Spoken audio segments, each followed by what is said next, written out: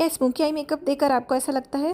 तुमसे ना हो पाएगा। तो चलो मैं बहुत ही इजी स्मोकी आई मेकअप सिखाती हूँ। सबसे पहले कोई भी काजल ले लो और उसको अपने आंख के अंदर और आंख के ऊपर क्रीज से नीचे नीचे सॉकेट एरिया के ऊपर अप्लाई कर लो। काजल लगाने के बाद फिर अपनी फिंगर से इसी काजल को स्मूथ कर लो ताकि जितने भी गैप्स हैं वो फिल हो जाएं। इससे काजल की थोड़ी सी ब्लेंडिंग भी हो जाएगी। अभी मजा आएगा ना। अब इस तरह का कोई भी ब्राउन या फेस कॉन्टोरिंग वाला शेड एक टेपर्ड ब्रश के ऊपर लो और अपने काजल को सेट भी कर लो और आउटर कॉर्नर्स को इसी शेड से ब्लेंड भी कर लो। अच्छे से ब्लेंड करने के बाद वही वाला ब्राउन शेड आप किसी भी छोटे से आई शेड ब्रश के ऊपर लें और लोअर लैश लाइन को भी जल्दी से स्मोक आउट कर लें।